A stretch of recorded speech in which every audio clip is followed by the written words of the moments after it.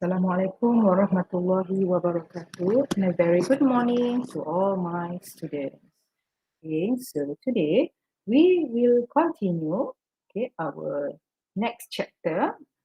Okay, we are going now to uh, focus on chapter 5, okay, which is operations and services of stockbroking firm. Okay, so what we'll discuss for this topic, for this chapter, is first is we are looking into the stockbroking firm duties to the client, and then departments in stockbroking firm, and also capital market services representative, and lastly, principal and agent contract of agency. Okay, so at the end of this chapter, students should be able to first, to discuss the stockbroking firm duties to its client. Number 2, differentiate various departments in a stockbroking firm. And number 3, learn the duties of the capital market services representative. Okay, so we can't solve problems by using the same kind of thinking we used when we created them. This is a quote by Albert Einstein. Okay, so, as I have explained before, in chapter 1, all right, so we have stockbroking firm and also investment bank. Okay, so previously I also explained what is participating organization, which is the same name for the stockbroking firm, and also broker. So stockbroking firm also has their responsibilities, towards to their clients. Okay, so the first duties to its clients are obey instruction. So each dealer or remiser, or the stockbroking firm itself also need to obey the instruction, from the regulatory bodies and also from the investors. Okay. Number 2, make the best deal for their client. Okay. And then number 3, issue contract notes. This is very, very, very important because the contract note, is proof. It's a proof from the investment transaction. Okay. And number 4, not to compete with their client. Okay.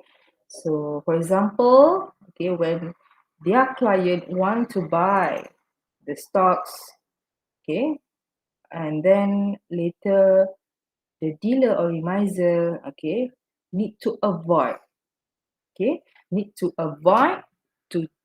gain advantage or benefits from the other companies, whereas they need to give priority to their client. Okay. The number 5, inform the client when acting as principal. Okay. Next, due care and diligence. Every responsibilities must be done, with due care and diligence. And lastly, maintain separate clients account.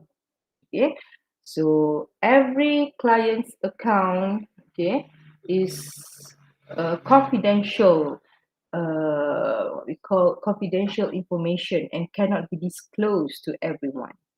So it is the important responsibility, by the stockbroking firm or their dealers and also remisers to keep this information confidential. All right, so next, types of client handled by stockbroking firm. All right, so number 1 is institutional clients. For example, we have Permodalan Nasional Berhad, Employee Provident Fund, or also known as KWSP, okay, and also insurance companies and many more.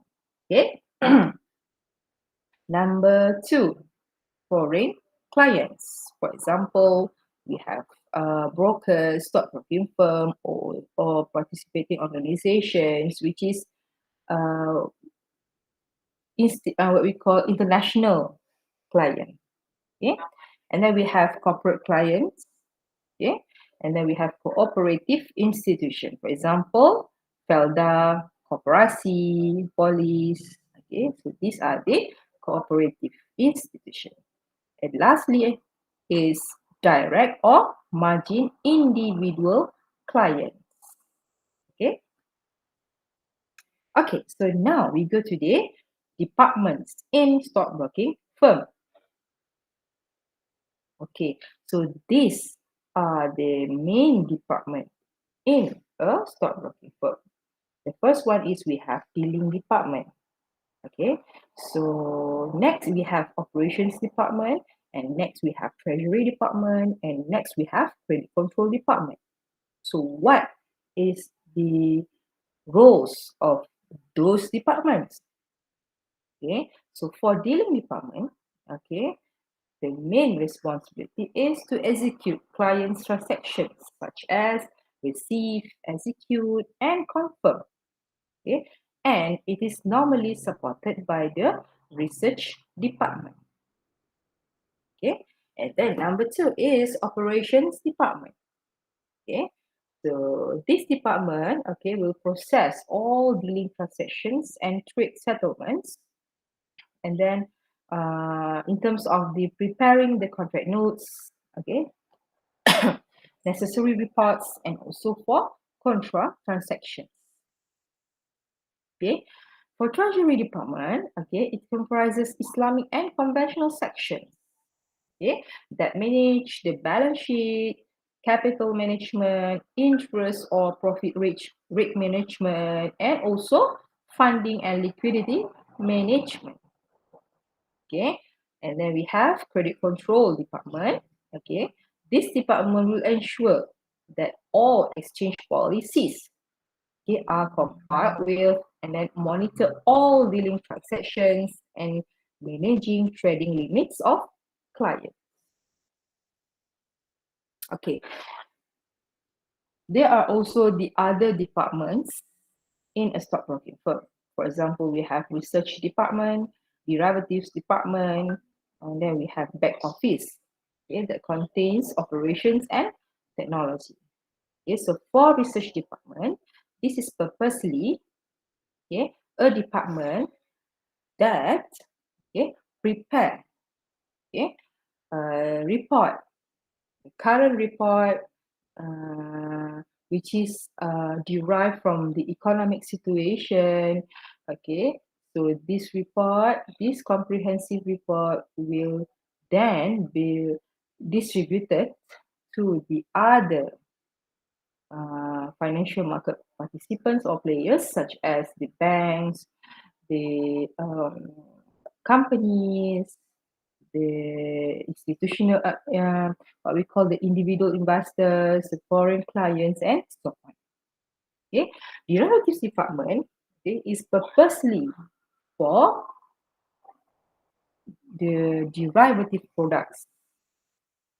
Okay, for example, we have futures, options. So these are the products that um, will be traded and will be monitored by the derivatives department. And then we have back office. In back office, we have the operations and technology. So this is the backup department. Okay, in order to run smoothly the activities in a stockbroking firm. Okay, now we go to the Capital Market Services Representative, or we call it as CMSR. Okay, so what is CMSR? Okay, CMSR is a person, remember, it's a person engaged in the securities industry, okay, to be licensed for the purpose of protecting potential investors, and maintaining appropriate standards. Okay. So we have two types of CMSR. The first one is commission CMSR, and the second one is paid CMSR. Okay. So basically, okay, CMSR is a very popular type of question that to be asked in the final examination. Okay, so you have to know how to differentiate between commission CMSR and also paid CMSR. So what is commission CMSR? Okay, commission CMSR, or sometimes people very familiar with the term remiser. All right, so remiser is like an entrepreneur, okay, which is not act as an employee to any stockbroking company. Okay, so the commission CMSR, okay, will receive commission, okay, but not fixed income. Okay, so the remiser will bear all the operational costs such as office space, telephone, computer, and also the other amenities. And then, of course, okay, this remiser, okay, has a high risk, okay, as businesses are depending solely on commission and ability to track clients. So they need to work very hard in order to get client, okay, and then they will get also the commission, okay. And of course, okay, commission CMSR is higher risk, okay, but they will get higher return. All right, so now we go to the paid CMSR. Okay, so paid CMSR is a person, okay, as an employee that bound to contract of employment. Okay, so paid CMSR, okay, is very well known as dealer, okay, because they are employees to the stockbroking company or investment bank. Okay, so they have fixed monthly income plus with small portion of commission, okay, gain from the for each transaction. All right, and then they also station at investment banks, and then they also get client after introduced by the firm, so they don't need to hardly find the client. Okay, and all of course, okay, low risk, and also they will get low return. Okay, so these are the restrictions of CMSR. Okay, so CMSR, okay, must not engage in any other business activities. Okay, and CMSR also, okay, cannot be a director or shareholder or debenture holder in any company deals in the security business. Okay, and then also they don't have to any interest in company which is formed for purpose of transacting shares or securities. Okay, and then transact any business or deal with any person or company formed, okay, for purpose of dealing in securities or other shares. And lastly, they cannot open for of clients account, okay, except for reputable institution or corporation, and also for the some special case purposes, and also client residing outside Malaysia. All right, so these are the restrictions for CMSR. Okay, this restriction is important because, okay, we want to keep them confidential for certain situation, okay, and we don't want them to gain benefits from any other occasion that may affect or may we call it as affect to the efficient market. Okay, and then lastly we have principal and agent. Okay, so this is the contract of agency. Okay, so the law of agency is governed by Part 10 of the Contracts Act 1950. Okay, so under Section 135 of the Contracts Act 1950 defines an agent as, okay, a person employed to do any act for another, okay, or to represent another in dealings with third persons. Okay, this is definition of an agent. And principal is defined as the person for whom such act is done or who is represented.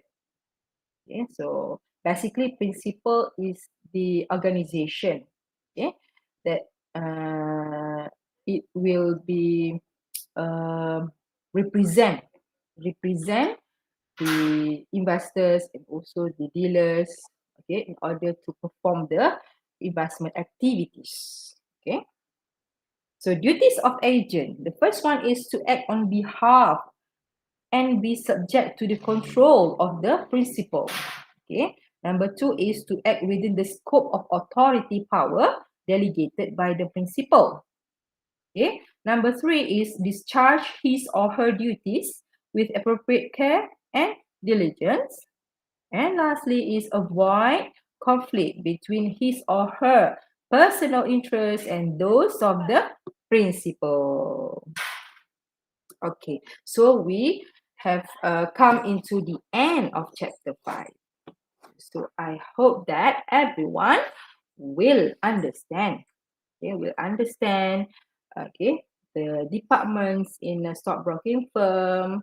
Okay, and then the differentiate between departments duties in stockbroking firm and also from for the investment bank, and also what are the differences, okay, differences between commission and also paid CMSR, and also principal and agent.